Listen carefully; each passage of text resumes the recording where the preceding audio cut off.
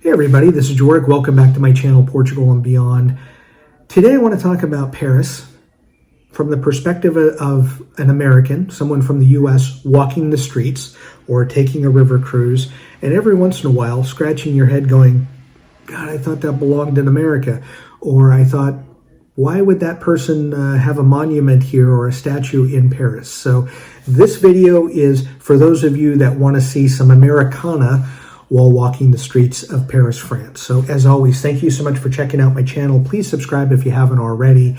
If you are a veteran of the channel, thank you so much for checking it out and continuing to follow me. So here goes. We're going to go through a few places and monuments that are going to make you think of the U.S. So if you're not from the U.S., it'll make you think of the U.S. If you're from the U.S., you're going to be thinking of home. It might give you a little warm spot in your heart as you're walking by and taking in the view. I will also, in the description, give you a link to where you can find these places so that if you're setting an itinerary for Paris, if you happen to check them out, more power to you. So here goes. First things first, there is the George Washington Equestrian statue.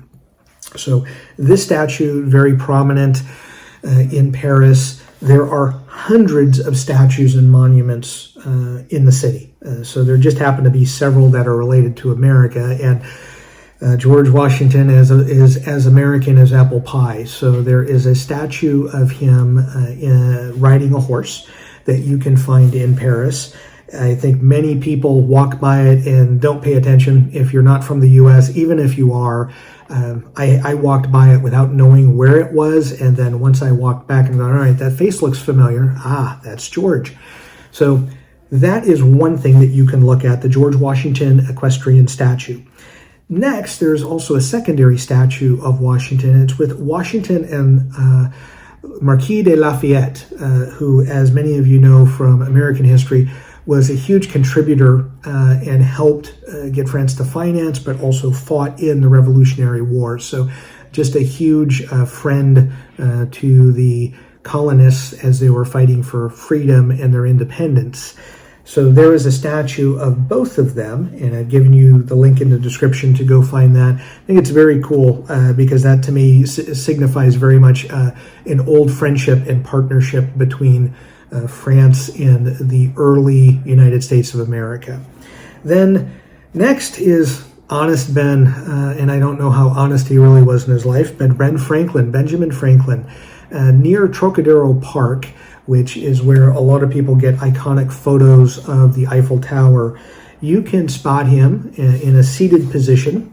And as many people may realize, he spent a number of years in Paris. In fact, he was someone that I think probably spent as much time drinking and cavorting with the ladies in Paris as he did trying to get financing to help out the war efforts. So somebody that is almost a bigger than life figure in American history. But Ben Franklin, his statue is located in Paris, and I've given you the link again in the description of where to find that. Next is Thomas Jefferson, good old TJ. So being the third president of the United States, George Washington being the first. Thomas Jefferson also was a minister to France who might also in today's terms be called an ambassador to France from 1784 to 1789. And right along the Seine, there is a statue to him that I think many people, when they think of great early United States founding fathers, he is right there with George Washington and Ben Franklin. So you can spot that statue and take a picture or a selfie with it, which again will remind you of home if you're from the United States. And then lastly, the Statue of Liberty. You can go to many places in Paris and find copies of the Statue of Liberty.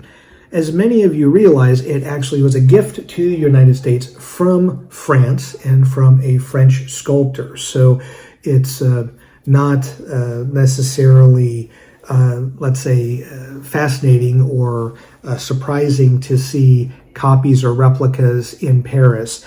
But when you're not expecting it, It is. So there are a couple of locations I'm going to give. There are multiple places within Paris, but the two that I would suggest you go to, Luxembourg Gardens. There is a very small replica of it. Part of it is I would like you to walk through the gardens. It's a beautiful place to walk through and think or have lunch, have a baguette with some cheese and enjoy some wine. But there's a miniature copy of the Statue of Liberty there. And then also along the Seine, there's a little island in the middle of the Seine that you can walk to and get a bigger version. I don't know what size copy. It's almost like a quarter of the size. Maybe it's much less than that exists. But you can take a photo of that. I also recommend at night doing a river cruise, because depending on how the river cruise goes, depending on the direction, you can get a great photo of the Statue of Liberty in the foreground and the Eiffel Tower in the background, which is pretty cool and something you don't get to do every day. There are a couple of other locations. There's a couple of museums that have replicas of the Statue of Liberty that I will also put in the description there. So that's it. If you are an American and you're walking through the streets of Paris, these are some monuments that you can get some feel-good Americana in a different country, which may sometimes you may think it's surprising, because I got to be honest, in the United States, we don't necessarily honor people from other countries as well, I think, especially iconic figures, as well as many other countries honor our figures, especially our founding fathers, which can be found in many countries. So as always, thank you so much for taking the time to watch. I hope you can hit some of these places. If you do, please make comments. Please take photos. Let me know if you've gone to them and what you think of them. And enjoy your travels. Have a great day. Hey, thanks so much for watching the full video. If you get a chance, and if you're interested in reading some crazy workplace stories, please check out my two books, Magnet of Madness Volume 1 and Volume 2, both available on Amazon in ebook or softcover. If you want to make fun of me, there's plenty of stories where you can do that. If you want to make yourself feel better about the job that you're in, it'll make you feel better too. But crazy stuff that happened over 30 years, you won't believe it until you read it. So thank you so much for watching. And if you get a chance, pick up a copy of one of these on Amazon. Thank you so much.